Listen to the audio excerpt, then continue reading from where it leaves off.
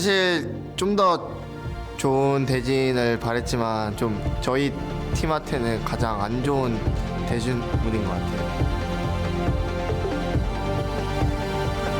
저희가 RNG를 뽑았을 때 사실 가장 원하던 팀은 아니었는데 그냥 RNG구나, 재밌겠다.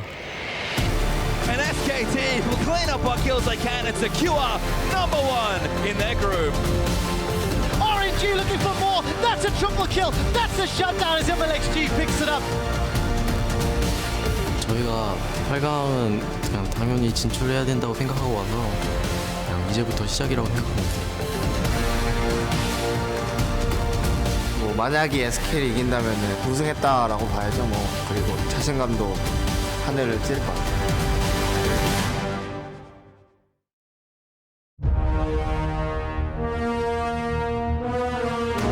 That's a double kill for Uzi. Double lift in trouble. Triple kill for Uzi. Faker looking to go in. Huge three-man stun at SKT. A beautifully orchestrated play. Royal never give up. Look to set their sights on the Nexus. Royal advance to Chicago. And SKT clean up what kills they can and secure #1 in their group.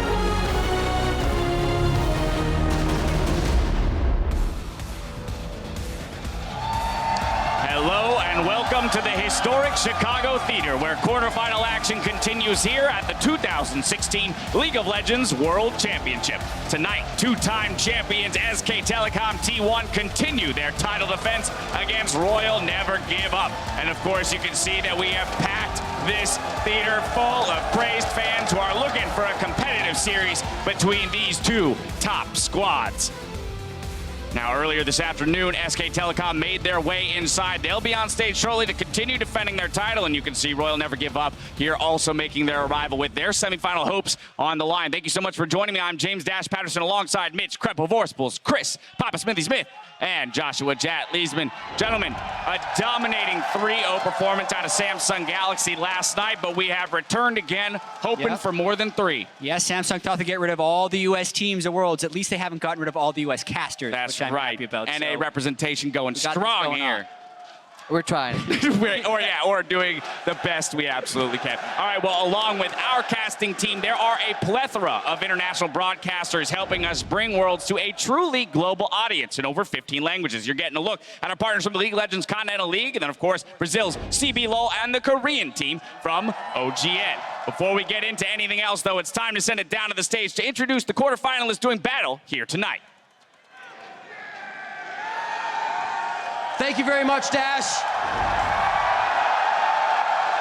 Tonight, one of our quarterfinalists will claim their spot in New York City. Please join me in welcoming from China's LPL, Royal Never Give Up.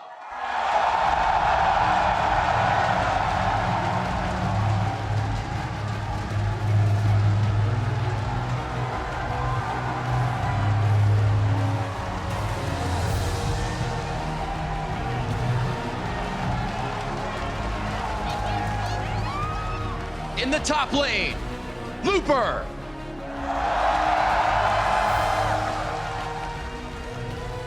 Jungling, MLXG.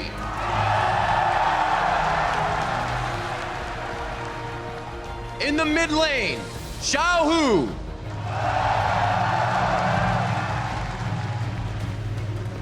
At AD carry, Uzi.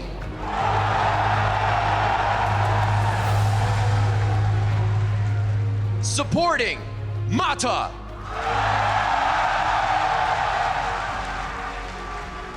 Their sub at AD carry, Whoosh.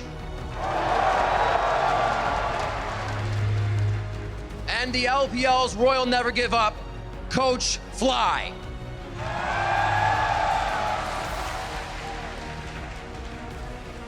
Ladies and gentlemen, Royal Never Give Up. Now, let's meet their opponents for tonight's quarterfinals. From Korea's LCK, the reigning world champions, SK Telecom T1.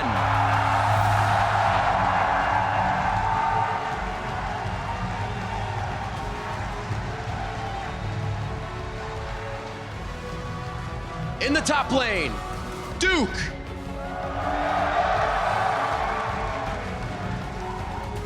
In the jungle, Bengi. At mid lane, FLICKR.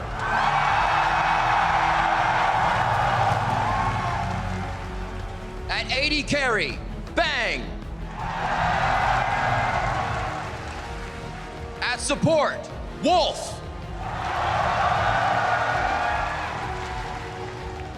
Their sub at the jungle position, Blank. And the coach for SK Telecom T1, Coma. Ladies and gentlemen, SK Telecom T1.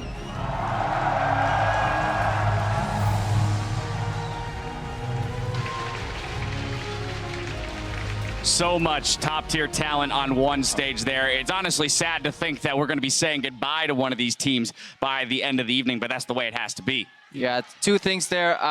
One, it must suck walking up next to FLICKR, because he's always going to get a louder cheer than you. And I love that the crowd was at least cheering for both teams. Yeah, and you really realized during the introductions there how many of the best League of Legends players we've ever seen are going to be playing against each other today. It's a really hype matchup. At the end of the day, this is a rematch of the MSI semi-final as well. A lot of history between these players, a lot of World Finals appearances at least as well. So a lot to be excited for. And of course, this is following our first quarterfinal that happened yesterday, where Samsung Galaxy took their next step towards the Summoners Cup, defeating Cloud9 and qualifying for the semifinals in New York City. Yeah, and we had questions about Samsung all year really, whether they're going to make it to Worlds, whether they could perform in their group, whether or not they could deal with being favorites instead of underdogs. Resoundingly, they've answered every single one of those questions because yesterday was dominant. Yes. I mean, you looked at the research, right? You looked at, okay, this is the reason why Samsung should be in control of this match, but you never knew. There's such a small sample size, especially with Core JJ, that things can always go different under the lights in the quarterfinals here in Chicago, but it was Samsung very much getting over whatever kind of mental games there were and putting Cloud9 away. Yeah, and just superb consistency from Samsung yesterday. The way they could close out games, it felt like they were never under pressure when they were playing. No erratic decisions, take it calm and collected. They didn't fall far behind in the early game, especially game 2, that one team fight that won it all with the cannon flank. It just showed that they were just a single level above Cloud9.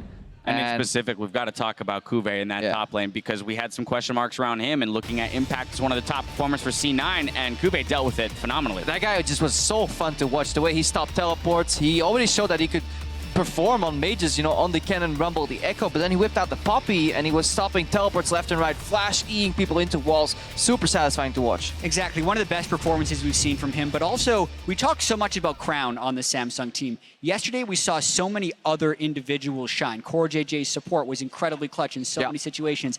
Even their AD carry was so successful. Why am I blanking on the name all of a second? Ruler was so dominant in that Caitlyn game where he was able to flash into the end of some of those team fights. Everyone on Samsung stepped up. Even in lane, like Ruler was consistently walking up. Once he saw the skill shot kind of go left or behind him, he was like, I'm just going to walk in your face and trade. And these guys were known as playing a sustained bot lane, not the best players, but they really outperformed. All right, well, that's all behind us, though. Now it's time to turn to tonight's series. Royals support Mata claimed that his club could take down the defending champs if they had Uzi. Well, gentlemen, now they do.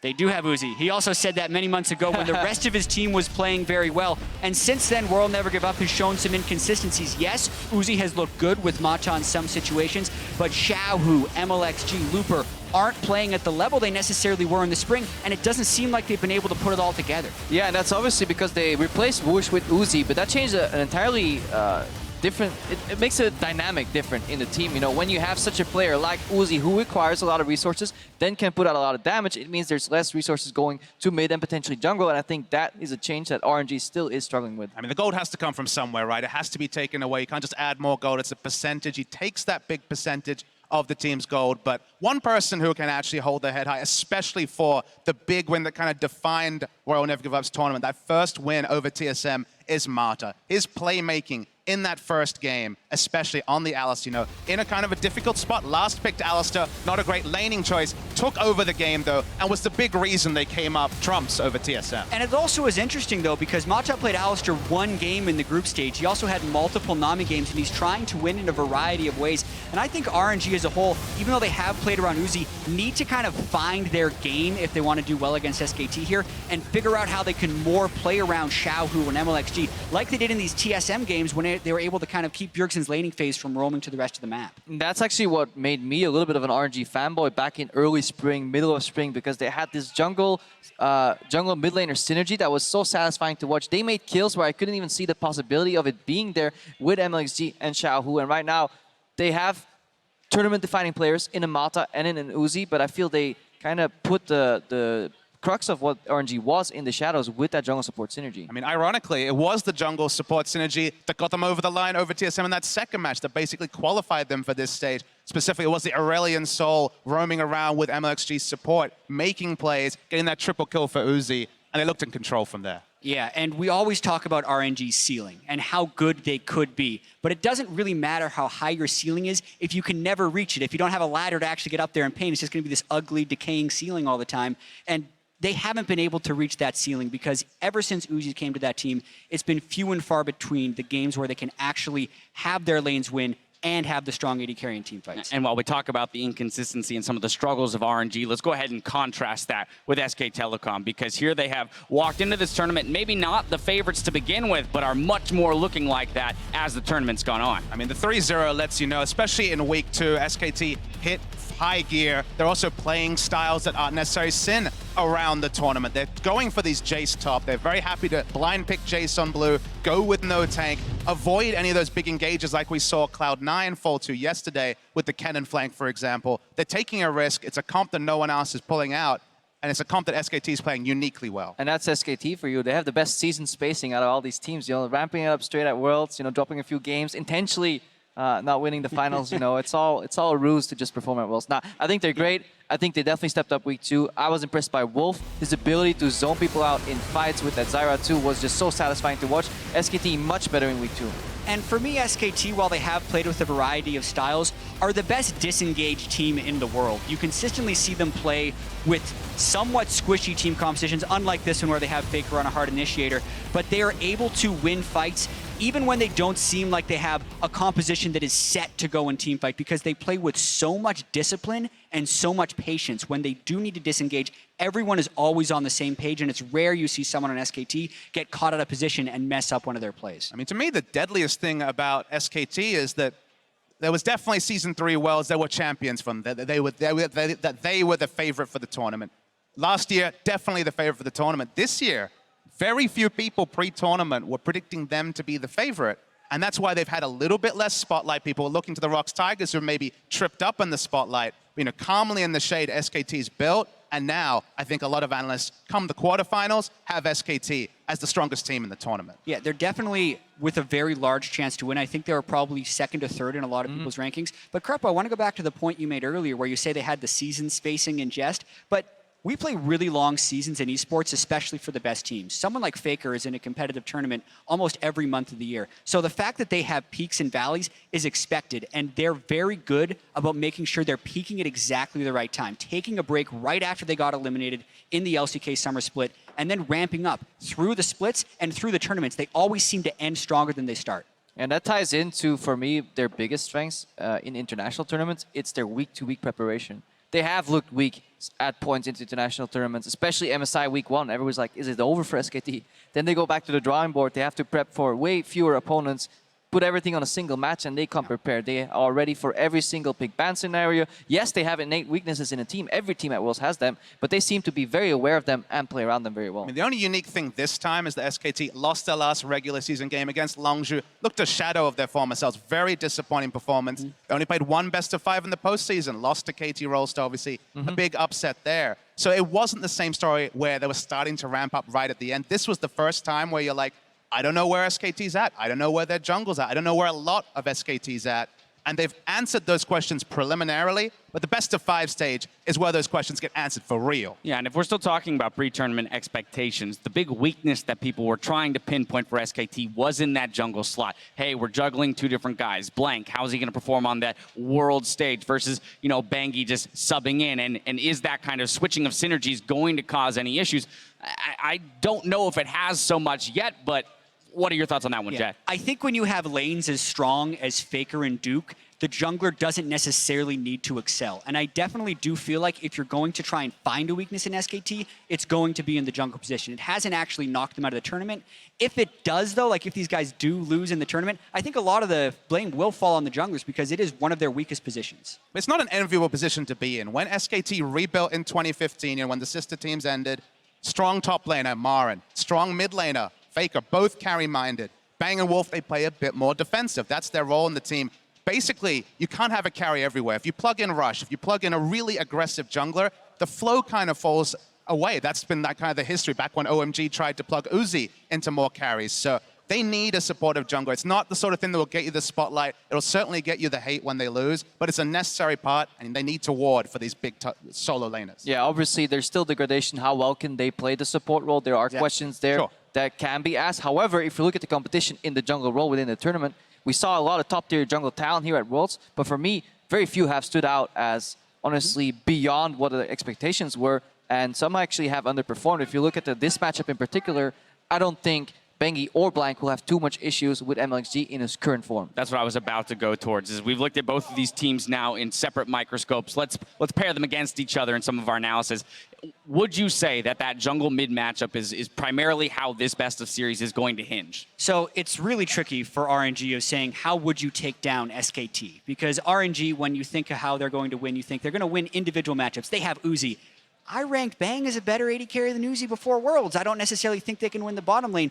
If there is a place where they could have a mismatch, it's if MLXG ascends from what he did at MSI, gets back to that aggressive, risky, crazy style of jungling, and then can pressure the mid lane because he shut down the jungler. Other than that, I don't see many avenues where RNG get edges. I mean, if we look at the Flash Wolves game for SKT, the one game where they had success, it was constant pressure towards that mid lane from more than just the jungler. We had support roams, we had everything. So, I mean, is that it? Is FLICKR the key to SKT, or as you mentioned, with the strong lanes that they have on the side, are they able to fall back on those? I mean, FLICKR has shown that he can crumble in matchups. It happens rarely, but when he does, he actually falls quite hard, especially in the Aurel and Sol versus Cassiopeia matchup. Go back to when they played KT in the regional, or in the playoffs rather, Fly, put FLICKR on a 0-4-0, and that can happen. If he tries to keep fighting his way out, it's an unlikely scenario, but for RNG, they're looking at a bunch of unlikely scenarios because they're the underdogs in this matchup. And just consider the team that RNG went 2-0 over, the most practiced team in TSM is the only team they took out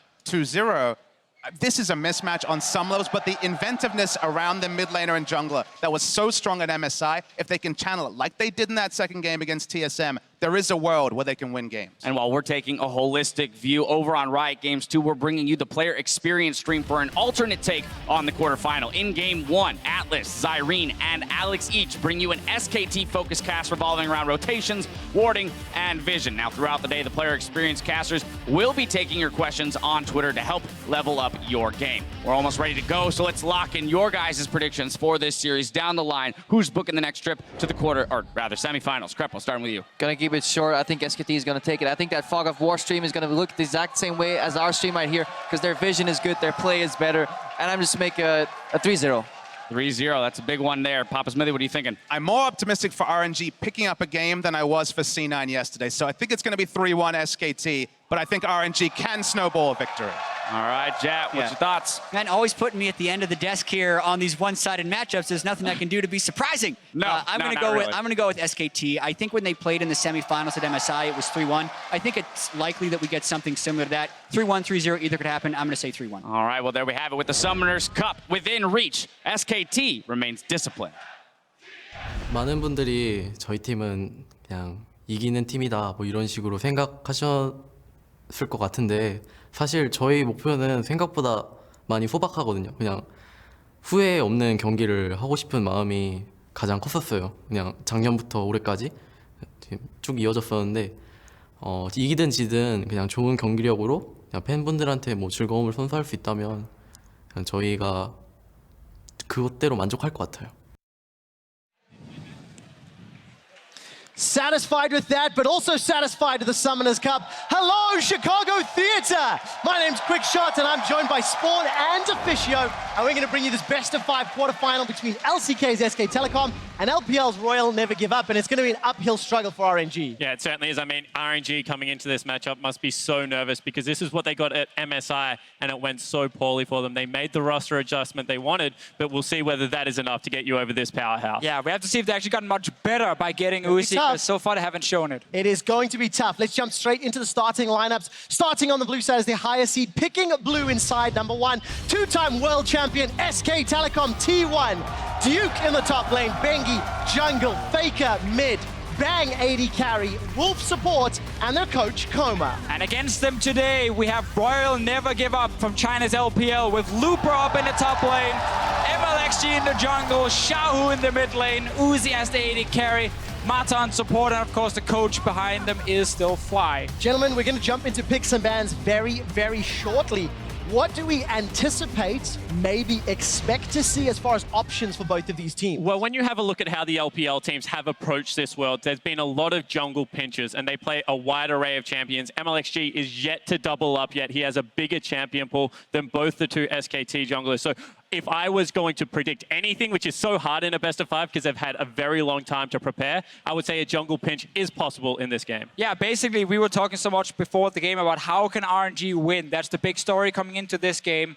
And we looked kind of two different strategies. There was the one where you try and camp the mid lane, get FLICKR behind, and Xiaohu can now roam towards the bottom side or the top side. Or there's a strategy of just picking a super strong 2v2 bot lane, get that Nami for Mata again, try and beat Bang and Wolf. So really this pick and ban phase, we're going to see very quickly which of the two strategies they're aiming for. Yeah, and either way, I think that RNG want to play a quicker game than SKT because SKT, in controlled, long, drawn-out laning phases, are just so good at punishing those mistakes that you see out of teams that play the same style as RNG. All right, we'll find out what decisions they go into. We did catch a quick glimpse of SKT. Bengi is resolving a keyboard-related issue right now. Our tech guys are on stage. The moment that is resolved, we will jump into picks and bans. And the crowd, they lost it when Uzi was on stage. I want to jump into one of the stories that the analyst desk was talking about.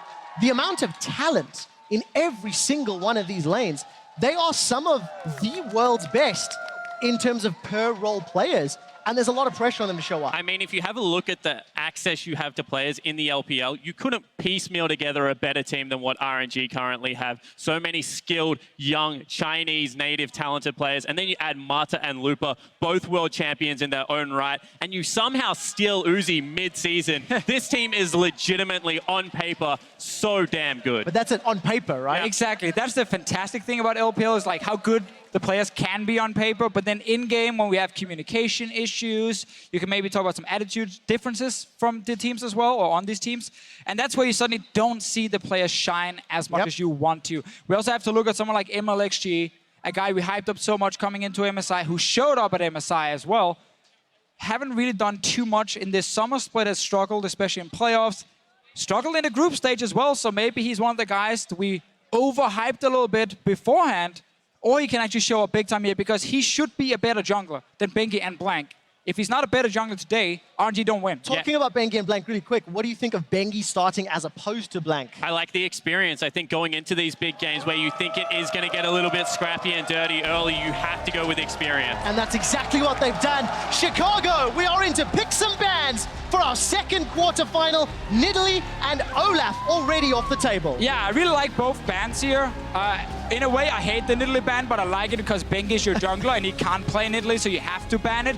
Olaf is because when you have a jungler who's maybe not the strongest early game, Olaf is such a safe pick. He just gets you into that late game very quickly because he's such a good skirmish jungler. So they remove it. And Spawn, you talked about pinching the junglers. RNG is doing it. Yeah, and this is because they're getting rid of all semblance of early game threat that can come out of Bengi. They want to take him late. MLXG thinks he's a better team fighter than him. See whether it works out. Yeah, and also, Bengi's only played a few games here at Worlds. He played Olaf, he played Elise. Those were the picks for him. Now he has to find something different. We looked at his solo queue account. There was some Zac, some Nunu in there, so maybe he surprised us. Some Nunu? Yeah. Some Nunu as well. Maybe we'll get Willump and the Yeti out there, but I don't think so. Rek'Sai still up in the pool. Syndra and Ryze, the last two bans.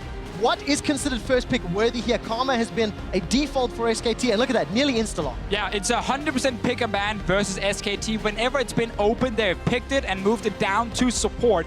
This does, however, open up for Mata to go Nami if he wants to win the lane, or Alistar if he wants to roam. And this is what we expected. Leave the Karma up if they leave the Nami up, because both of these respected supports think they're the best in that position. So they're actually, in a sense, getting what they want off the back end of this draft. And we almost have to question these SKT bans.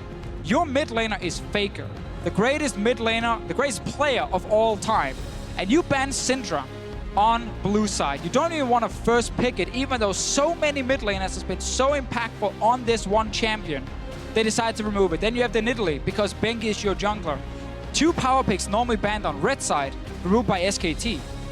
And the other thing about the Caitlyn ban is we're saying that RNG need to win this game early. Sure, it's a dominant lane, but just when SKT ramps up is when Caitlyn has her first real trough. So I don't even agree with the third ban. Time and time again in the LPL, it proved that when they locked in Caitlyn, they play bottom side, and you can punish that. The only good thing about the Caitlyn ban is the fact, though, that Caitlyn is so good early and so good late. And most games are either won very early on and where you start snowballing, or in the very late game team fights. And that is actually where Caitlyn does shine. And the mid game where she's weak is not as important right now. Gentlemen, we've spoken a lot about the SKT options. Let's touch on the fact RNG have put together a great pick comp already. Maybe some poke with this Jhin and the Jace. Where does Mata go? He's hovered a couple supports already, but this is a level of control that RNG really need to demonstrate if they want to take the series. Yeah, it certainly is. I would be expecting the Nami, just because when you run poke, you can never fall behind, so you actually have to pick a little bit more towards that laning phase. Ooh, that is even laning. A lot of focus on the laning phase with the Zyra pick, one of the absolute strongest laning supports right now, and also a good team fighter if the enemy has champions who wants to dive that back line. Yeah, and the way that we've seen Engage come in is actually a lot of cannon running straight at your team composition. Zyra is very good at keeping these picks out, and it would be interesting to see whether Duke does now pivot and go to like traditional hard engage. And we get to see one of the 2 strategies we talked about from RNG come into this. The one where they focus a lot on the bottom lane. They pick strong range supports. It does limit Mata's impact as a roaming support, but it makes the laning phase so much better for Uzi. Jhin and Zyra is a fantastic combination with enough damage and CC to 2v2 almost everything in the game. And on the back end of that, you've got a Rek'Sai for the turret dives. If Aurelion Sol gets locked in here, can get the early shove on Victor, who does struggle until he gets that first Hex Core upgrade. All of a sudden, RNG have a way to be able to shove in an early Ezreal and maybe be able to pick on that bottom lane. Yeah, we're also looking at Bengi on this Lee Sin, the champion pool he loved got banned away. The picks he would wanted to play got removed. And Bengi Lee Sin, I have a little bit of a love-hate relationship with it. I've had moments where I liked it, I've moments where I absolutely hated it, because he's not the most mechanically gifted player in the world. And if you want to be a big playmaker on Lee Sin, you need great mechanics in a game like this. Last pick is going to be Vladimir, not the Aurelion Sol. What do you take on the Vlad now being locked in for Xiaohu? I mean, it's something that he is comfortable playing. It gives you a lot of consistent team fight and a little bit more of that late game insurance if it does get to these brawling stages of the game. Yeah, and this is RNG kind of surrendering the pressure in mid and not saying we can actually go Aurelion Sol against Victor, easily push in that lane and roam to bot lane. No, they just want 2v2 on bottom side. They want a ganking jungler. Strong top lane as well. Jace is going to win that lane against Poppy early. Don't believe what you saw yesterday where Impact died 500 times. That is not how the matchup is supposed to go. So RNG has some very strong side lanes. Surrender some pressure in mid lane though against FLICKR, and that is risky. Surrendering pressure against mid lane. Where does MLXG decide to go first? We know he's got options in multiple lanes, and Spawn, you touched on tower diving.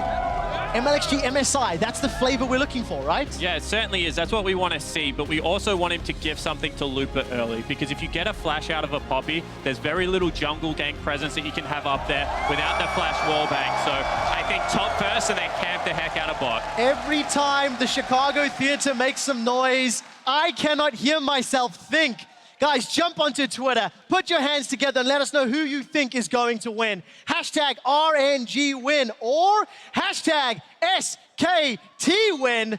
Let's find out as we load up into the Rift for the second quarterfinal.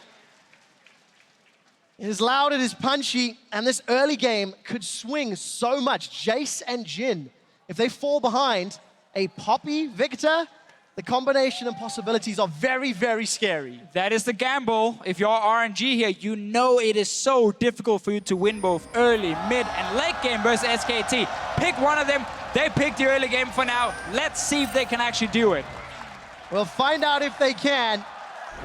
The Summoners Cup is on the line, a spot in New York City. This is our new insane UI for all you guys. It's actually just on our screen. I just baited everyone. And I like what you're talking about, you know, pick early game, pick mid game, or pick late game, because we've seen too many teams try and do it all this tournament.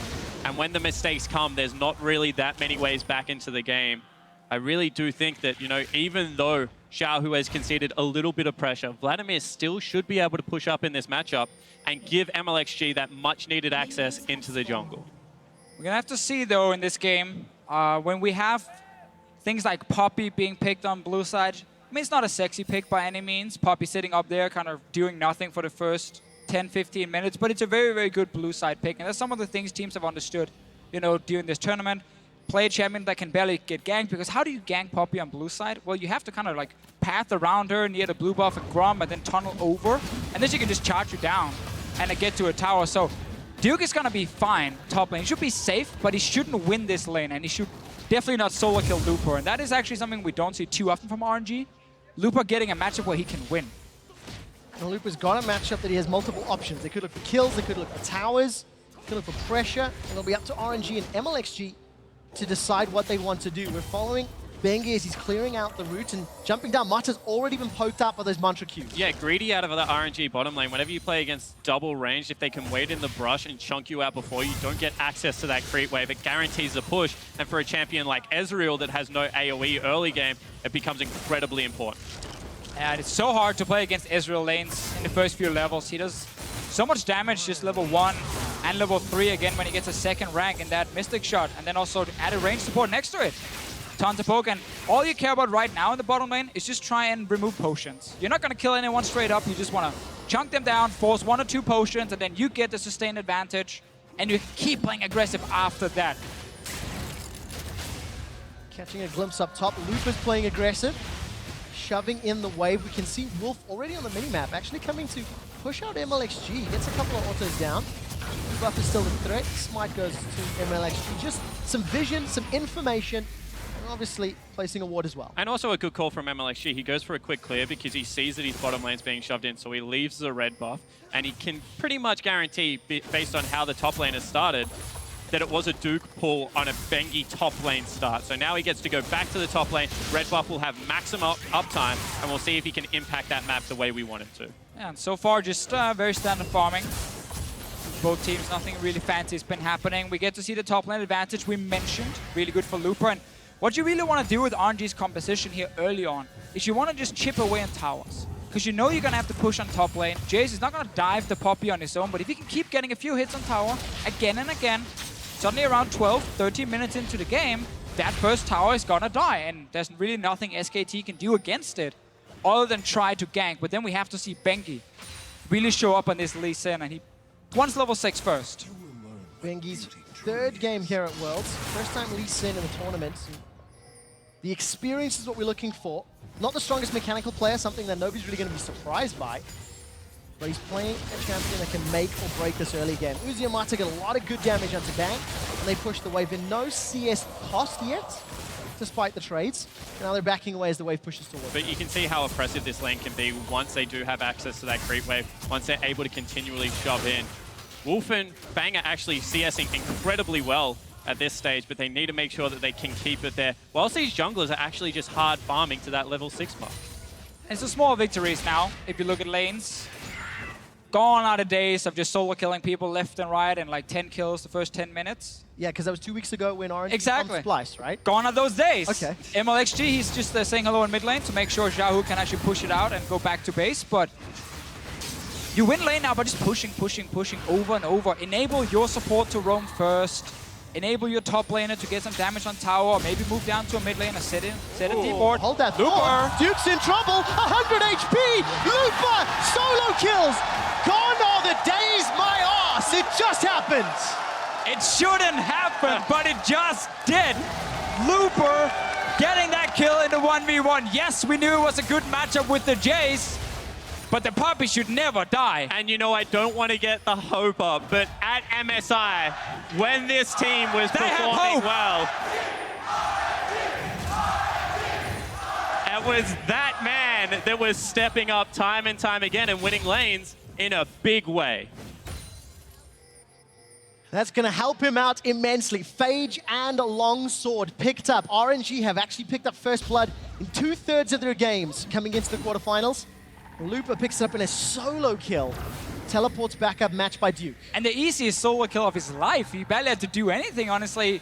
Duke walked into trying to kill the wave, and then he just got jumped. MLXG is hiding. Ooh. I mean, it's going to keep happening now. This is looking really bad for SKT because they can't really gank this lane either. If MLXG is around, that's a 2v2 victory for RNG.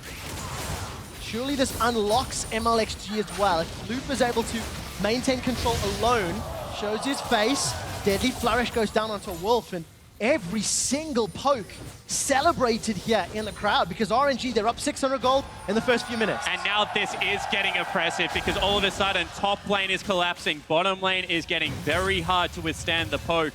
And even with an early blue buff, you can see that the Vladimir can still at least shove into the Victor at this stage of the game. So right now, SKT need to do what they do so well and weather this storm. Yeah, strategy is still the same for RNG. It is to push in these lanes and get damage on these towers here. The solo kill was a bonus. Definitely benefits them in every way possible. And more trading down bottom lane. Now, a lot of damage onto Wolf from those plants.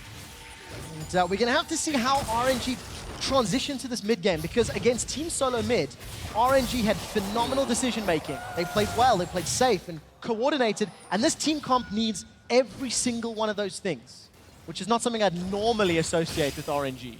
But this is a comp for RNG where getting into the mid game, they're going to look very, very strong. If you look at like one item on Jin, that's a Ghost Blade. If you look at the first completed item, obviously on Jace up top lane, you can go Black Cleaver, you can go Ghost Blade after. Super, super strong on 1 or 2 items. Where SKT, they want more time. They want 2 items on Ezreal. They want obviously full Hexcore on Victor.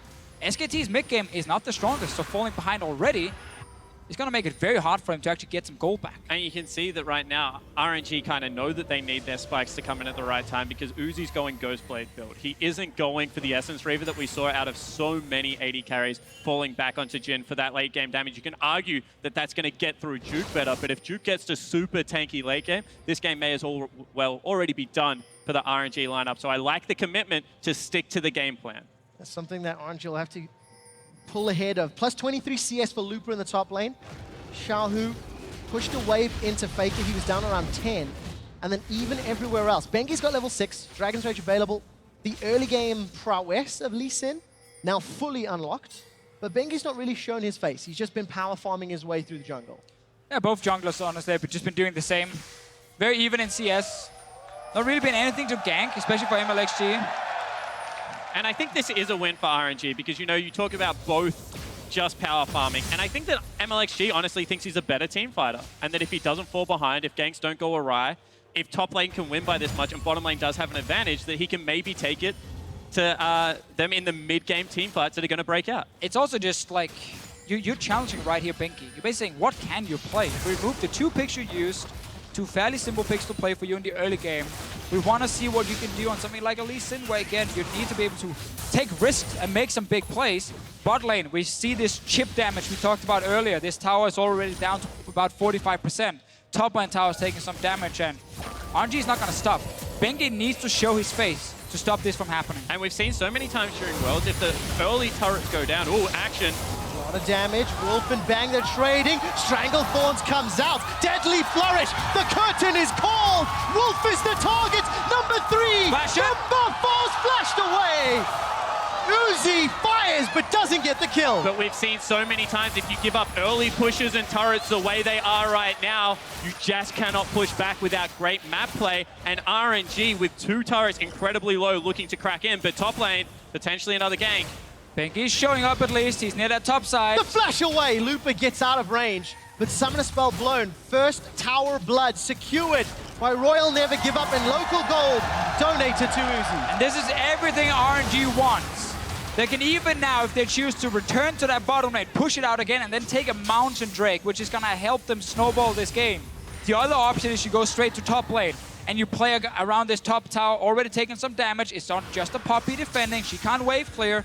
And then you have multiple options on the map now as RNG. But one more time, I love the discipline out of Looper. You know the bottom lane is pushing hard. They're going to get the turret. What do? You burn the Summoner Spell early. You back away. You do not let them back into the game. This is an RNG team that has learned over their bootcamp how they need to play disciplined League of Legends against the world's best. They need to keep it up because their team composition gets outscaled. Faker's the target, flash for flash. Sonic Wave onto Marta. Goes into a Sanguine Pool, and Xiaohu's trying to get away from the Chaos Storm. Summoner Spell blown across the team. But Faker now available for targets. This is where we see RNG's bot lane. They went towards the mid lane, looking at that Mountain Drake. Faker is sitting without any summoners at the moment, but Xiaohu is very low and has to go back to base, kind of slowing down everything for RNG. But if they can return gank the mid lane and get that kill, then it will be 100% worth it. Feels like they're battling over vision. RNG have got very good deep wards in the bottom quadrant of the jungle. See 3 of them, a couple in the river as well. So Mountain Drake is possible. Thank you, observers. A lot of information to work with here for the LPL squad. Now I love this play because they've burned double Summoner Spells. They're going to go into a 1-3-1. They're going to force the Poppy to stay topside because of the threat of the Drake. And Faker now with no Summoner Spells either has to sit and wave clear mid or try and also match that pressure in one of the side lanes. Yeah, as long as RNG's dual lane leaves the mid lane once they push it out, they can actually put pressure on top side if they want the tower or go towards the dragon. If they just stick mid lane, then Faker will be able to wave clear. He already has to upgrade a Hex Core. They're looking for a potential gank. If you do manage to get a snare down on Faker, he will die if jungler is there. Seems like Uzi and the rest of RNG not taking any chances. Gentlemen, very early on in the broadcast, we talked about how RNG could win the game. We talked about some options. Just straight up winning lane. Picking an early game comp was one of those ideas. How much of a lead do they need to continue snowballing because, you know, the scaling is somewhat in favor of SKT? I think that all comes down to what they're able to pick up actually physically on the map. If they're able to break a couple more turrets and set up this poke composition, they should be in a good stead. And I mean, getting early dragons will be a part of that. Well, Bengi actually hopped over the wall. He tagged Dragon with that Sonic Wave and manages to ward hop away. I don't know if he was trying to sneak that or just use it to taxi. Either way, thwarted by Looper. I actually like what RNG is doing now, moving Vladimir back to mid lane, but just sitting and pushing a wave into a Victor is not going to do anything. He's just going to wave clear it instantly. You want to keep that strong lane, which is the Jhin and Zyra lane right now, in a side where you're playing for an objective, because 2v2, RNG is still going to win that top side. They can just keep pushing down, and all SKT can do is try and defend and buy time. They're still going to see these towers take a lot of damage and potentially die. And the reason they do it is because they expected the Poppy to stay top. I mean, at the end of the day, Bengi gets out. I think that they expected Poppy to stay top and threaten the Drake with a teleport. So as soon as that transition came in, back to 2v2, they were like, we will match this, we'll continue to win that winning lane. Winning lane in favor of RNG, still Looper, plus 30 CS over Duke. And in the mid lane, Faker's plus 20 over Xiaohu. Looper with that Black Cleaver, accelerated Shock Blast, just pushing Duke away. I mean, he's got a Balmy Cinder and a couple of pieces of cloth. That's all he's got to work with right now. I do understand why RNG really wants to get this top tower, but that dragon is standing right there looking at you. The enemy mid laner had no summoners, and we've seen teams at Worlds put a lot of focus on dragons. Like, very often the winning team gets 2 or 3, maybe even 4 dragons in a game they're snowballing, because it helps you close out these games, especially things like Mountain and Infernal Drake. RNG is one of the teams getting the least dragons, though. Absolutely. 9 dragons secured, 9 conceded. throughout the group stage. In contrast, SK Telecom secured 9. They want the top lane play. Teleport coming in. It is coming indeed. Curtain Call is going to be flashed away from on the first shot. Wolf gets tagged for the second, the third, the fourth, and the shock blast. He flashes away. Stranglethorns and the Ignite, I think, takes him down. Duke teleports to his death. Special delivery, RNG 3-0. Why do you complete that teleport? That is suicide out of Duke, and he gets destroyed for it. SKT just misplayed everything up in that top lane from Duke completing the TP. Tower's gonna take some damage. FLICKR. It's not over yet. MLXG's not gonna go in for the flash. Bang, Arcane shifts away. Tower number 2 falls, and RNG have got a 3,000 gold lead. And this is the pace of the game that they wanted. They're able to rotate around the map and be the proactive team. And something that we always compliment SKT for is being able to absorb this pressure, but RNG just keep coming. Yeah, exactly. But the insane thing here is that SKT just allowed RNG to make that big play in the top lane. Wolf saved his flash for way too long, so he ended up dying. Duke completed the TP, so he ended up dying. That meant the tower went down. SKT might get a dragon in return, but they jumped right into the trap RNG set up. And I don't even know if they can get it because no flashes means that you can't escape. The collapse is coming out. Let's find out. MLXG's coming in. Wolf's going for the support. It's a smite fight. 50-50. Dragon's down to 1,700. Deadly Flourish won't stun anybody. Sonic Wave tags. And RNG grab Dragon number 1. And they bring everyone down one more time. You can see that they want to play around the 5v5 right now. They have the confidence, and they force them off that Dragon. And we just talked about getting that early Dragon, how important it is. This is fairly late for a first Dragon, but it counts because you got a top tower and some more kills. And really with that play in top lane, RNG just managed to get everything. Before they maybe had to choose between getting top and getting Dragon, now they just got both. Yeah, and I mean, the luck is on their side because even though they take it late, they get the 2 best Dragons to open up the game. And this is such a huge gold lead. That is your reward for beating SKT in the early game right now. If you're RNG, smart pick and ban phase, focus on the side lanes, just let mid lane sit and farm. Xiaohu is behind, but doesn't matter because she got the towers down. Xiaohu's got himself the Proto Belt, Ghost Blade for Uzi, Black Cleaver for Looper, as well as that Serrated Dirk. And this is the largest gold deficit SK Telecom have had all throughout Worlds. This is what the RNG comp was meant to do. We have to stress that. This is where their composition is stronger and has advantages, and it's the next steps that we'll see whether or not RNG can actually win the game. And there are so many sides to this RNG lineup. I keep going back to it, but is this the RNG that we saw against TSM that came in with such a solid game plan and good execution? Not methodical. They still made mistakes like the late game team fights, but they got the big enough lead. Or is this the team that came in against Splice and was just like, we're just going to try and roll you, and it worked 1 out of 2 times? That's not going to work against SKT, so it's good to see that they are playing a very well thought out game, if not still with perfect execution. And they're playing a game where they're focused on objectives and not kills. They're not over-chasing for any kills. They're not trying to set up tower dives where they don't have to. It was full focus on get towers down and then go down and stop that Dragon as well. It is hard now to get that mid tower when there's a Victor sitting and just constantly clearing it. So you get into this mid-game point where a lot of teams, they do slow down a lot. You wait for another Dragon to spawn, you wait for Baron to spawn, and you can start playing more around the river objectives. But this is one of the reasons that Rek'Sai Gragas were so heavily prized in the control maze. Because if you're able to get the flash on Burrow onto Victor, he still will die against the poke and the ranged harass that is coming out of RNG right now. So if any team comp can push in the 2 side lanes, collapse on mid very quickly, they have that window to take him out. Exactly. That's the way you can stop a Victor from wave clearing. If you force him off the tower before he can even hit the wave, because 2 or 3 guys are out of vision, moving in his jungle.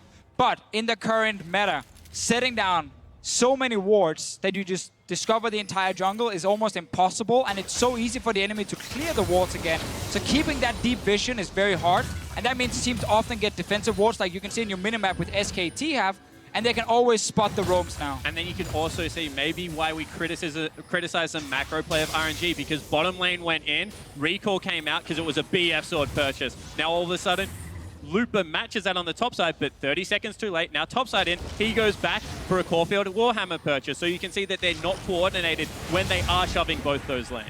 It's very, very important, as we just talked about, with the lack of wards available for you. Once you focus on one objective and put down those wards, you need to play around them. Otherwise, you're forced to just recall, reset one more time, and everything gets slowed down, and the other team gets time to scale. And SKT, have good defensive vision. They're fine fighting over this red buff. MLXG didn't get it. No, Bengi, I think, smited that one away. It means it's denied from Bang, but it is not a win for RNG. They maintain their 4,000 gold lead, 40 CS differences in the mid and top lane, but for opposite teams. And important to start taking a look, 20 minutes in, Bengi's Lee Sin. He's not as tanky as Rek'Sai. He's not found any Dragon's Rage kicks, and now the pressure is on to find a target. Blue Sentinel is the battle. Smite is up for MLXG.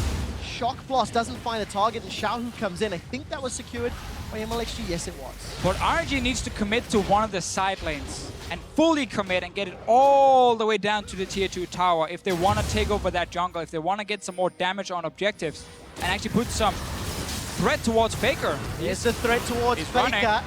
Support comes up. This is curtain call from the river. FLICKR's knocked up. The second and third shots miss. And Uzi doesn't even get needed. And this is what we're saying. If you probe into the jungle, get him so he can't stand a turret, he has to try and run down, you do open up the map. We'll see now whether they can defend. It all started with RNG having that big wave on top side, pushed all the way down to the tower. They took away blue buff, and FLICKR got surprised in mid lane. Yeah, FLICKR was chasing Mata for a kill. That's why Mata's flash is down. I feel like he may have overextended, and that allowed RNG to chase him out. If that was the case, that was a big mistake from FLICKR. His entire job was to sit mid lane at his tower and fire a laser across 6 minions and just buy time for his team. If he actually stepped forward and got caught from it, then he might have cost SKT quite a bit. But one more time, you have to compliment the SKT lineup because we're talking about getting it into that mid lane turret, being able to get that priority. But at the end of the day, it was 2 auto attacks, and then the rest of the members are able to push them away. Duke had built up the top lane wave that started this whole thing off and was able to pressure top lane turret. And RNG, greedy team, don't want to give anything away, not willing to sacrifice those side lanes, back away from mid lane turret. I do like that RNG, they actually went towards that top lane though with the wave push in. We talked about it just before. You need to be in that jungle, a bit out of vision, and then come in and surprise the big wave clear in mid. FLICKR had flash as well, but actually died with it. I think MLXG flashed and just knocked him up, and he got snared after and couldn't stay alive. RNG needs to do it again, though. Luckily for RNG, there's more objectives now on the map. Infernal Drake is spawning, and that's actually what they were waiting for. They know it's hard to push the towers, get another big objective like a dragon. SKT continue to scale up. Bang's got his second item. Manamune and Iceborne Gauntlet. Xiaohu, kind of a mix and match. A little bit of armor, a little bit of MR. And Looper, of course, with a gigantic lead. 2 items completed. Not the greatest vision in that quadrant of the map for RNG. But they've got Looper pushing top. He has his teleport available, so he can jump in if needed. Yeah, and if you are Looper right now, you're only expecting Duke to be here, because you know the other 4 are fighting for vision near that dragon. Gonna be a 1-for-1 or 1-on-1 fight up here. No one is really taking a lot of damage. This is the puppy thing. You can lose lane, you're still gonna be useful. Especially if this game continues to scale up, Deficio. That's what SKT are looking for. How good is RNG's macro? That is what we're going to test. And Spawn, I had the pleasure of casting them against TSM with you in the group stage, and RNG showed against TSM. They had phenomenal macro. Yeah, they certainly did. They knew when they needed to take the fight. They actually had the vision appropriately set up for when they wanted to engage very quickly onto TSM. And you say someone might not die, but Looper is absolutely destroying Duke right now. I mean, again, this is what Looper is supposed to do, but the fact that Duke down 2 kills have been able to hold Looper for such a long time, and he's still able to TP into a fight. But this is exactly what Looper was looking for. He gets 4 members near the dragon, and instantly the tower just goes down, and Lupo is really pushing his advantage and showing why Jay's top is a good pick. And I love the fact that once again, he takes the turret, sees 2 people disappearing into Fog of War on top side of the map. Is there a collapse coming? I'm just gonna back away, use the teleport. Infernal Drake is still objective number 1. However, now SKT pushing in on this mid lane turret. There's no support from RNG. MLXG throws down, gets in with the farm alarm. And that will be enough to at least thwart SKT from underneath the tower. And he is so tanky at this stage of the game. This is why we said in mid-game teamfights, MLXG is going to challenge Bengi. He's 2 levels up because of that power farming. He went Cinderhulk over Warrior. Right now, the guy is a monster as far as frontlining goes. Bengi has definitely been a bit of a liability in this game, but so is other SKT members. Duke solo dying up in top lane. Gave a big advantage over to Lupo. Now Dragon is being started by RNG. They finally got to actually push that mid lane once. They got FLICKR back in base, and then they can go in for Dragon. Also look at the bot lane wave. It's just very smart play from RNG. They're actually playing 3 lanes at the same time, and they're not using champions in every lane. They're using minions as well. Very well played. Dragon was safely secured. True shot barrage. We followed it, but it was very far away from being a steal. 25 minutes into the game, no kills for SKT, no towers for SKT, no dragons for SKT, and it has all been about the LPL's RNG. And this is what happens when Mata is on a team. I mean, you can say he's been slumping. That in the LPL, this team did not look coordinated. They were the second best team the whole way through. However, when you can see that the team has been boot camping hard, going into MSI, going into Worlds, Mata can set a team up for such success. I mean, the players compliment the coaches, sure, but they also look towards their support player as being one of the big voices. Support player and the in-game coach, of course, Mata, sitting there with the team. But yeah, we do see a big advantage for RNG in terms of gold, dragons. But if you look at items, compare the mid lane and AD carry to each other, they're all sitting on 2 fully completed items, and they're building towards the 3rd one.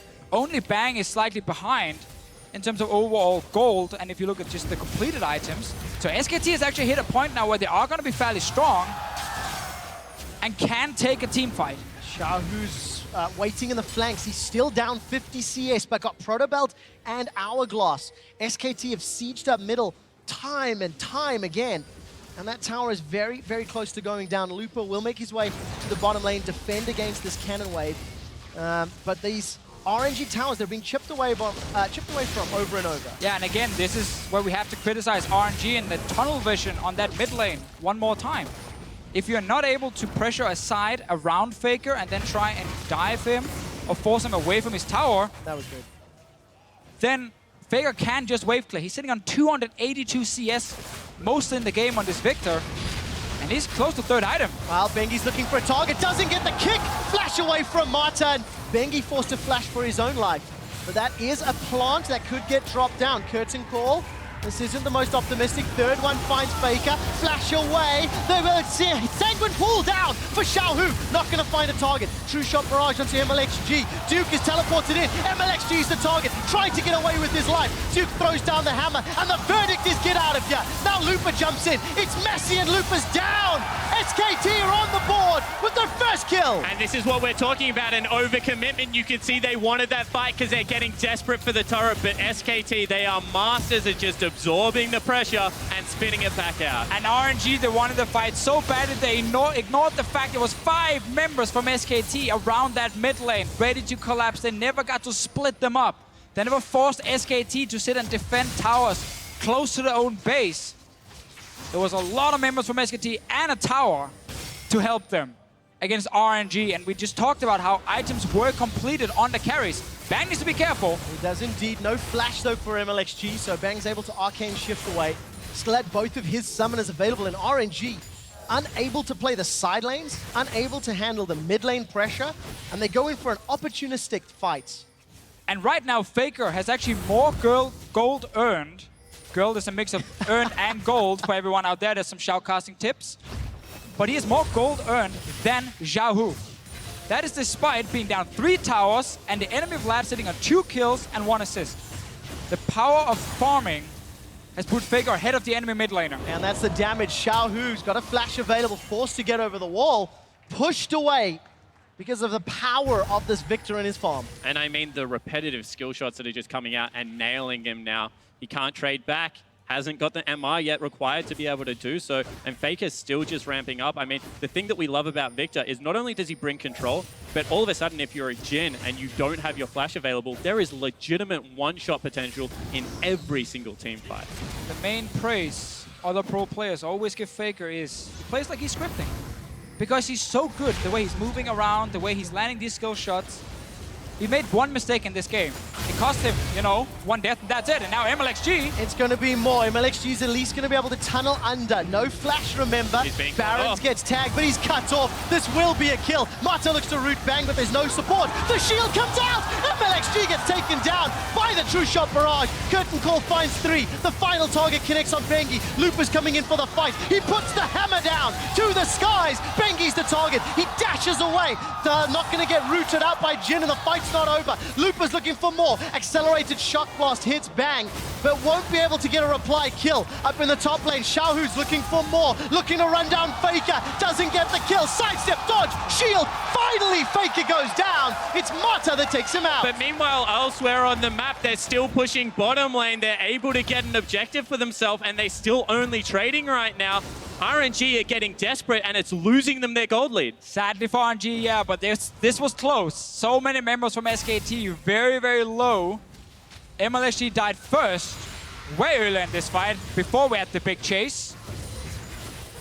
And we get a few kills, but no objectives for RNG. That means the entire map resets again. And this is where we get worried. 30 minutes in, and we've been worried for 10 minutes. That giant lead that RNG had built up is now less and less significant.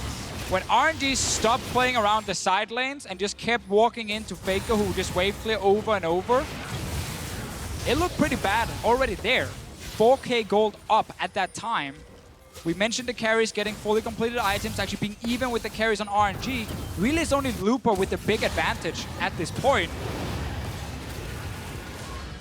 And that means we're gonna go full late game now with barely any gold difference. And we need to see if RNG can actually out-teamfight SKT. The composition is not in their favor. Yeah, it certainly isn't. I mean, when you look at the raw output of damage, great Ezreal players can manage to put out. I mean, we're seeing it right now. Bang is an absolute god on this champion. That's why we actually rated him higher than Uzi, because in late game team fights... Talk about our list. Talk more about it, Spawn. Deft and Bang, they're the two guys that you want to have in the AD carry position. Uzi is a great laning AD carry. However, right now, Bang is putting on a clinic of Ezreal play. 3-item Ezreal landing Mystic Shot after Mystic Shot. While we were looking at Bang poking down RNG, Looper secured Dragon number 3, so that's double mountains for RNG. They can rush towers, they can rush Baron. And they might actually do it. They might do it right now. SKT have a lot of members on the bottom side. Duke does have teleport. Sadly for RNG, SKT does move back to mid lane to clear another wave. But double mountain gives RNG a great way to take down one of the big late game objectives and use that to potentially win the game. Especially with Zyra. I mean, we talk about it a lot. If you have ads, if you're able to tank for free for a lot of the time, as well as have that catch going into these Baron Pit objectives, it's very, very good to just start it up, tank it, take no damage, then turn on a dime. Sadly for RNG, a big weakness if we look at the play in group stage, in summer split, has actually been setting up for Baron properly. Talk about it after, because Wolf is trying to catch Xiaohu. Xiaohu's in trouble, gets rooted down, has the support of MLXG. Bengi looks to ward hop, and that gets the Ghost and Flash out of Xiaohu. Definitely good for SKT getting 2 summoners, but yeah, RNG has struggled when it came to actually setting up that Baron properly. Past few games we watched, LPL playoffs as well, it becomes a game of, oh, let's look for a pick and a team fight, and then we rush Baron. It's not, oh, let's try and sneak it, or let's set up pink walls around it, and then we bait the enemy into an area where they have no vision. It's very often we need a pick first, and then Baron. And, you know, we talk about it all the time. If they don't get the pick, they don't view Baron as a meaningful objective to take. They view it as a way to start a team fight. Too often, LPL teams, if they do have vision, just run in head first, you turn around, you have a big 5v5. Whoever wins the team fight gets to claim the Baron and therefore the game. But SKT just never going to buy into that. I mean, it's just not going to happen. MLXG was zoned away. Curtain call onto Bengi. Xiaohu, remember, no summoners. I don't know if that True Shot Barrage caught Uzi. It didn't. His HP didn't go down. I love that little aggressive turn from MLXG once he got close to his tower. Feigning as though he had support. It didn't stop FLICKR from putting pressure on the tower, though. Now, all of a sudden, MLXG has the legitimate support, but FLICKR is still on that turret up top, and he takes it down. That's the third of the game. We keep seeing some plays from RNG that is very low chance of actually working. It's a bit of a random ulti from Uzi to see, oh, maybe I can catch someone, a force of flash, and then we can go do something, take mid tower, take Baron. Such a low chance of it actually working, and especially against a late game monster like SKT, where players rarely get caught out this late in the game, and they often just look for those big team fights. They've been playing the map extremely well ever since they got the advantage. And this gold lead, it means nothing at the moment. Yeah, completely nothing. In fact, composition in SKT favor. But cast your mind back to MSI. I mean, this RNG team is a lineup that can team fight well. I mean, they're from the LPL. I don't want to go back to the meme territory, but as far as team fighting teams in the LPL go, EDG was always that early game, went through the laning phase, and then transitioned it to Baron straight away. If the game went later, RNG did have very good chances of being able to win it. They're not quite IMA-esque, where they need the game to go 6 items, but they are a very good late-game team-fighting team. Yeah, sadly, much better than Snake. Team we followed. We can't play late-game team fight. We followed? We did, Spawn, you and me together. We're big fans of Snake, of course. And we're following RNG today, gentlemen. And okay. Today, RNG have to win a late game against SKT. 35 minutes on the clock. This is already longer than SKT's average game time. Duke is going to teleport in onto MLXG. Support here for Uzi. Duke holds onto the verdict. He's got the GA as well. That actually sucked for Duke because he was aiming for Uzi, who was sitting in the mid lane. He wanted to TP in, just charge down behind him and try and kill him, but then suddenly MLXG is using that same path to escape and finds Duke and nothing happens. So that's a TP down. This can be huge for RNG. If they can keep playing like they're doing now with mid lane push and then with Looper in the bottom lane, they can force Duke down to defend. And then guys, remember, 2 Mountain Drakes.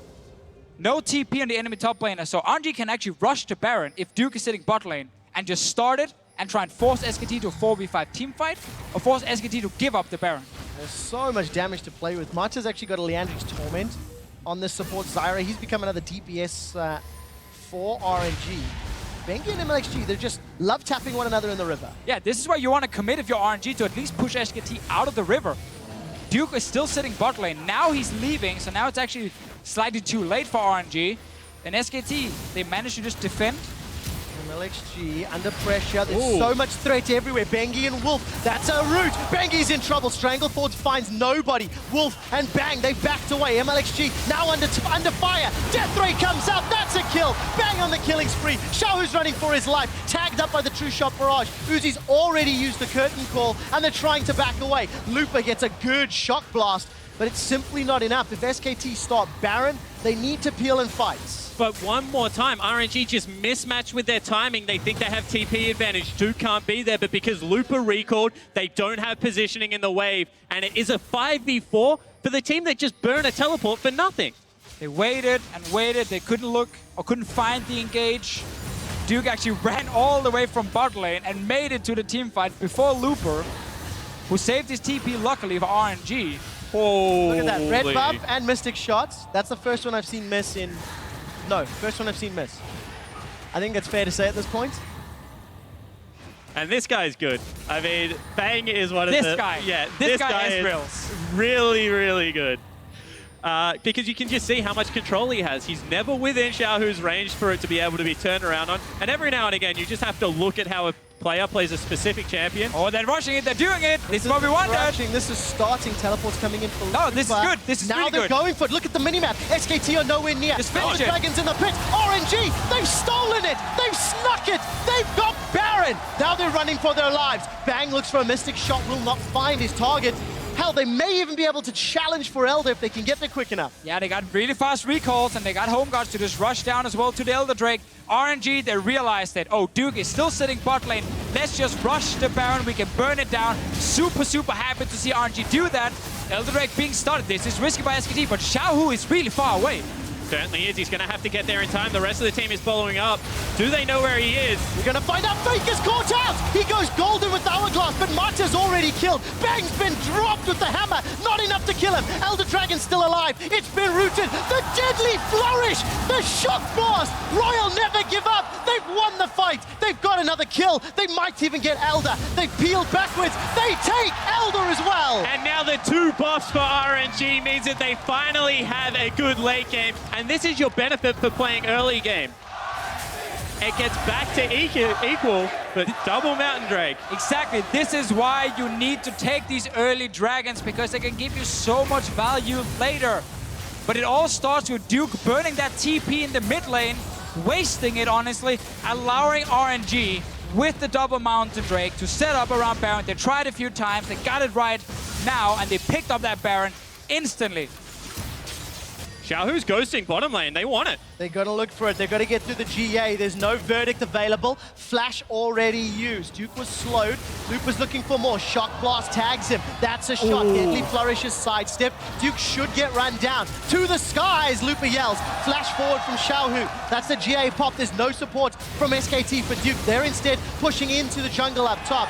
Lupa gets himself the kill. There's a big minion wave to work with up top, but SKT, they've set up some death bushes looking for a target. And that's actually a smart play because they had pushed out top lane with Xiaohu. That's why he was late to the dragon. Mid lane, they just pushed into the turret as well. So all of a sudden, that is a free play where you can commit a lot, but actually pick it up. And now FLICKR potentially being collapsed on as well. He is indeed, but Marta's got to be careful. Lupa and Duke, they're looking to match up. Lupa is just going to fall short with that accelerated shock blast. And they're happy to chase Duke across the map, but you saw the damage coming out of FLICKR. You pull out of that one. That's a little bit too scary. Well, you do get a lot of damage on bot tower. Bengi's here to try and defend, but MLHG doesn't care. No, he doesn't. He gets the tower, tunnels out over the wall. Sonic Wave from Bengi not for the target. Instead, he backs away. And that's a silly ultimate out of Bengi, because all of a sudden where they need it mid lane, that's now under fire, and RNG can just keep rotating around this map. They are indeed. Another tower going to fall short. Baron empowered minions. Bengi's got no kick to use. That was a bad call, a bad play. And RNG have got a 7,000 gold lead. And if you defend that turret with a little bit of threat, all of a sudden the Poppy has teleport. But really, guys, perfect play from RNG after they picked up that Baron.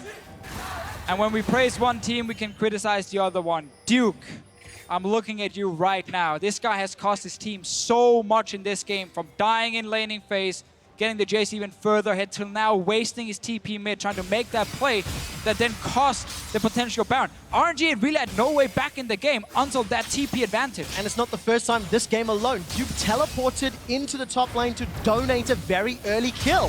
MLXG's got support coming in from the river. Teleport from Duke this time round might be good. Lupa has decided against it. Duke gets knocked up into the air. MLXG's got a GA. It'll buy some time. Bengi not going to find a target. Duke looking to run away. Chaos Storm has already been used and FLICKR's running for his life. Duke gets knocked up. He's got no GA. Uzi has secured the kill, and RNG, they're looking for more. SKT are routed. They're running for their lives. The Deadly Flourishes sidestep, but FLICKR's got no mana. He simply cannot fight. I think blue buff was secured by Bad at the end. Very good route. Strangle Thorns is not available. It's already been used. RNG running for their lives. Wolf is the target. Can they kill him? Very good gravity field. Shock blast. Prey Seeker is sidestepped. It's like shooting fish in a barrel. Except the fish can dodge for some reason. You're supposed to hit it every time. Not fair, but at the end of the day, I mean, that was best case scenario, because Duke, one more time, this guy's feeling the pressure right now. Misses the ultimate, commits to the team fight one more time, gets taken down. Just maybe getting a little bit jittery on that keyboard. Yeah. This guy is completely gone in this game here, and that has really benefited RNG and actually put them back in the driving seat. And this is what we expected. They win early game. We say you can't win all 3 stages of the game. SKT hit back hard, really hard actually, in the mid game, but RNG has been good enough late to be able to stay composed. I mean, SKT were honestly in a very, very good position. They had started to take towers down, they had even out the gold lead, they had a great late game setup, FLICKR was insanely fed on Victor, and RNG didn't really know how to set up either Baron. They couldn't really go for Elder Drake, it's too hard to just like go for pure 5-on-5 Elder Drake as well, it's very, very risky to do. Until that TP happened, and that's where everything went wrong for SKT right after. And really we got to see again that power of double Mountain Drake into rushing down something like Baron. And you have to also, you know, we've criticized Duke for his decision making, but Bengi may as well be playing Evelyn because he's been invisible this entire game. 0-0-3, early game jungler. Come on, that's fair, boys. And simply not found the targets. Now, the reason I think that's important, Uzi's build, good damage from FLICKR. Uzi's build is a lot more effective when 2 members of the enemy team are not really showing up, not really having an impact. Especially when they're the 2 tanks and you don't have to buy IE to deal with them, because, you know, Marta's shredding through right now. Lupa's doing good damage. Look at that gold grab. Well, tip SK Telecom have led for 12 seconds. That's maybe even too long. Yeah. But at the same time, you have to, once again, go back to this RNG lineup that is not playing fast and loose. They have quick game times, but this time around, they're showing that they can go with it. They're showing a curtain call. Let's zoom out, find a target. Protobelt forward, Xiaohu's running for more. Wolf's able to escape with his life. Used a ghost and a curtain call for not really a whole lot. Lupa Looking at the minimap, he's picked a fight. These are max level tank versus DPS. And This is great. Bloodthirster means that one of them doesn't die. Full tank on the other side means that he doesn't die. They just hit each other forever. Duke really wants to get into a team fight where the team is around him, you know, where he can dive into that back line. He knows FLICKR can follow up. He knows Bang is going to sit in the back line. He doesn't have TP just yet, needs to back up. Lupa does have his, and Baron, ladies and gentlemen, is spawning again. But this is Duke why needs to leave this bot lane and rush to this top side, otherwise Baron is going to die in 2 seconds. But this is why the Zyra pick is actually really, really cool. I mean, saw it first time out of Kiwi Kid. I'll keep going back to it. This full AP Zyra deals with tanks so incredibly well late game. Have you know, I As a played it in knockup. Season 3, I'm just saying. he was pretty legit. Actually tried to, yeah, irrelevant. For now, Yeah. SK Telecom, they're looking for a target. Mata will go down. Kick back onto the Why, triangle Mata? first. Roots onto Bang. He's going to use that Mercurial Scimitar. Void Rush from MLXG. Good damage onto Bang. Curtain Call, I think, has already been used there by Uzi. But he has double lifesteal. I mean, that should not be any worry right now because he can lifesteal it back up off the Baron if they do want to pull the trigger on it. Not just yet. Looper's down the bottom lane. Teleport is available for him. The rest of SKT are up top. Remember, the SKT team comp is designed for late game team fights. It works so well at this stage of the game. And RNG, they've got 25 seconds with the man down. Yeah, and this allowed Duke to get his cooldowns back. There's Bengi. There's Bengi. Nope, He's not this fishing. time. Didn't find anything. High Pushes wide, backs not away. very handsome. These fish dodged, remember? Yeah, Got it exactly. ready. Annoying fish.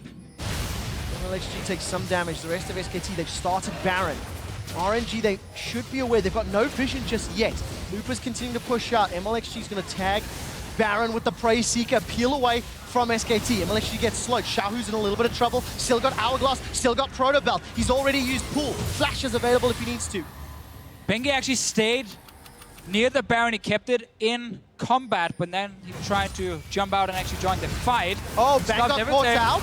Not in trouble yet. Hemo Plague comes Bang's gonna down. die. 4 shots onto Bengi. Bang's gonna get caught by the Hemo Plague, but FLICKR is killed. He just explodes in the river. Duke fires down the verdict in between Matra and Uzi. He hits nobody but Looper and Uzi. They dunk SK Telecom. They're going to get their 3rd kill. Royal never give up. They're going to take down SKT, and they've set their sights on the base. And one more time, this team gets a miracle team fight, and that just might be enough.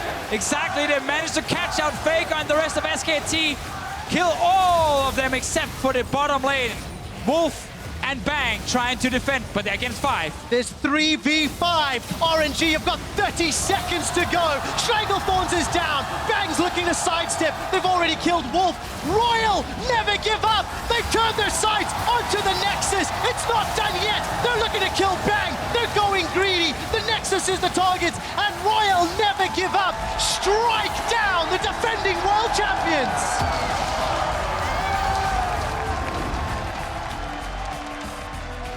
And it was a convincing victory in the end. RNG win the early game. SKT came hard in the mid game. But then when we thought the team comp would favor one team, RNG were good enough to win. And that's a great thing here. Every single team, they make mistakes during a game. SKT had some issues early. RNG punished them for it.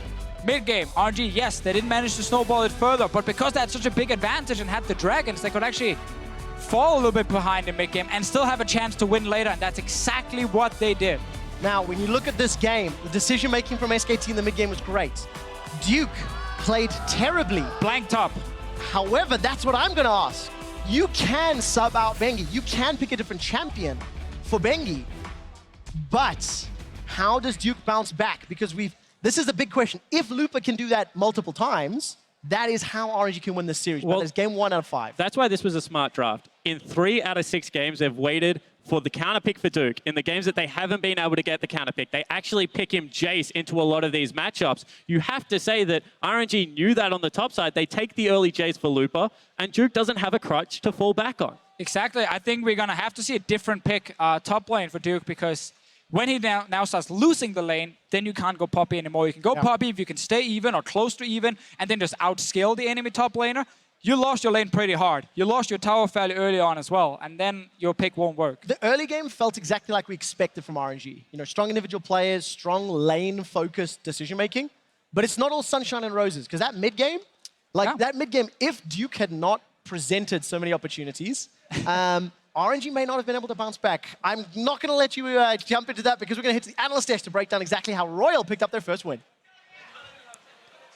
Thank you very much, gentlemen. 3-0 predictions for SKT out the window right there. With RNG coming out. Get out of here. No, with RNG, though, I mean, it's coming out swinging here in game one, and it all started in Champ Select, securing Jace for Looper. And I got to say, based on the way Jace has performed in this tournament overall, I initially had some concerns around that pick, but he showed me with that first blood in the top lane. I mean, SKT have blind picked Jace twice on blue side. Spawn and Deficio were talking about this point. They have a real reason for doing that. And it comes actually back to the jungler decision or jungler pull and between Blank and Bengi that we were kind of speaking about earlier.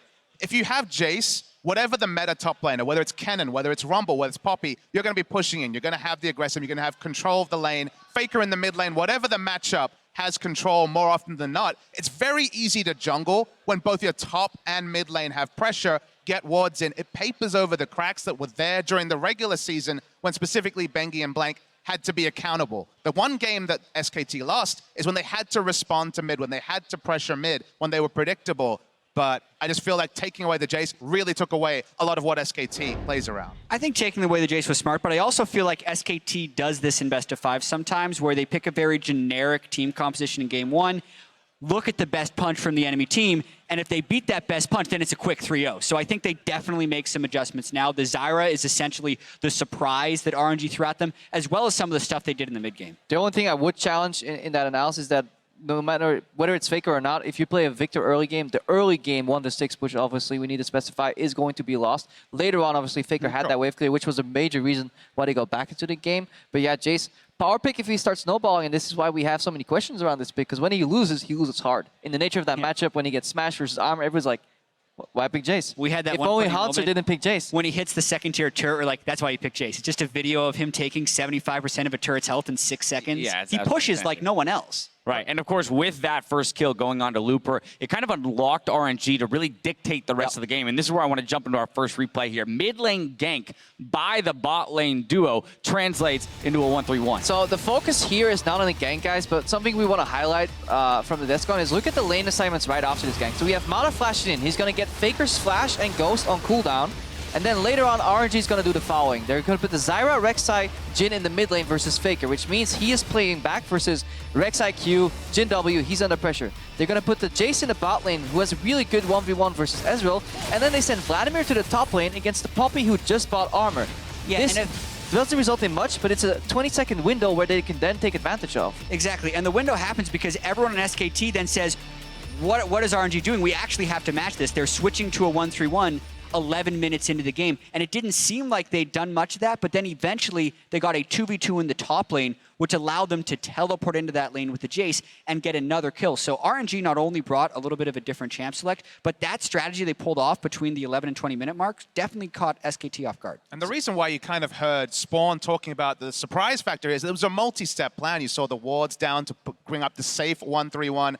RNG have definitely gone for what you would call the very overly risky plays in the regular season in China. But the multi-step plan orchestrated there is the sort of thing that SKT are known for. And it's really good to see because it's something that they're going to need to definitely bring back in this series. Yeah, it's something that gets so easily spotted when you're watching a whole game. But those particular lane assignments just made so much sense. You know, the magic damage into the armor, it just forces your enemy to make a recall. Also, you center your support and your jungle in the mid lane very early. They can move into the enemy jungle, you know, place some wards down.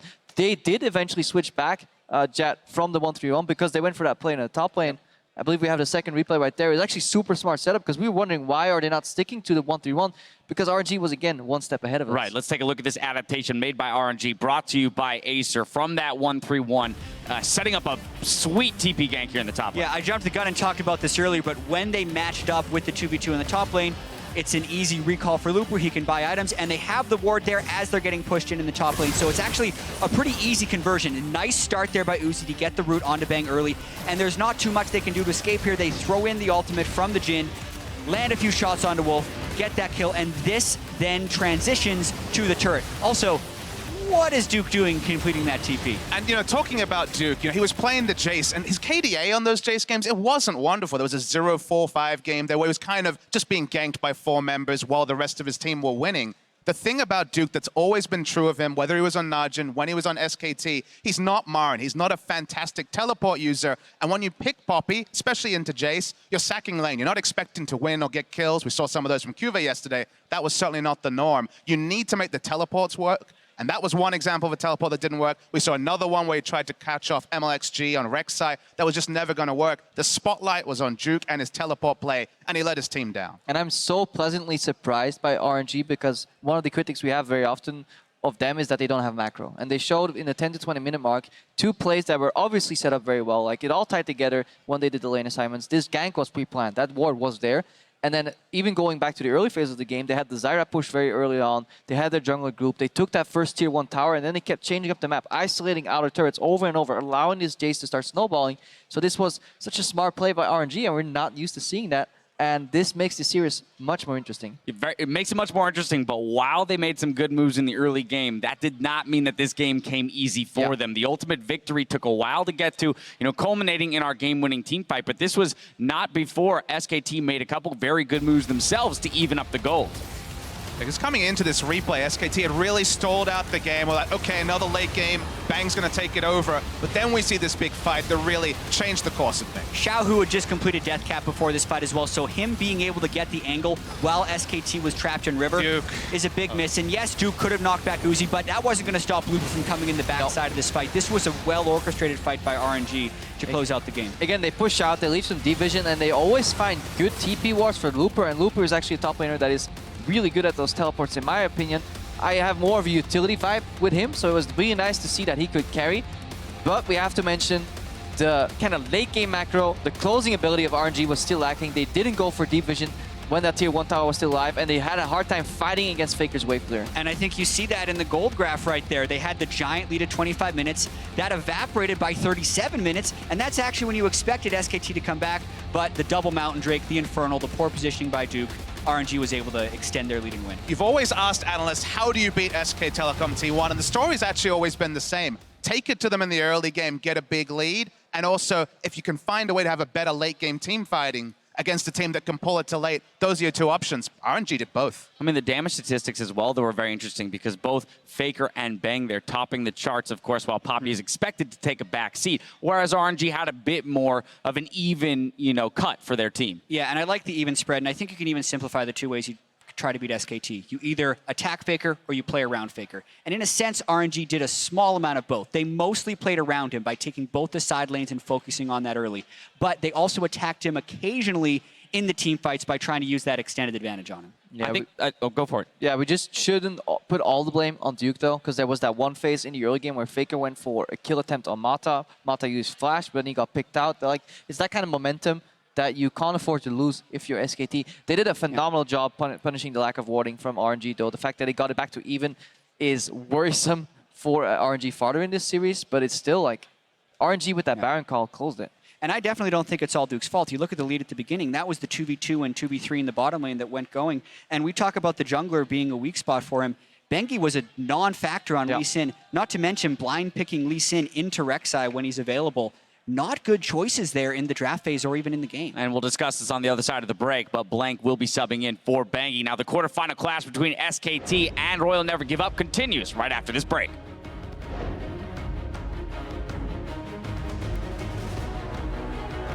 We're going to bring you this best-of-5 quarterfinal between LCK's SK Telecom and LPL's Royal Never Give Up. Hold that thought. Duke's in trouble. 100 HP. Lupa solo kills. Gone are the days, my arse. Oh, this is good. This is now really they're good. going for it. Look at the minimap. SKT are nowhere near. Just finish it. Dragons in the pit. RNG. They've stolen it. They've snuck it. They've got Baron. And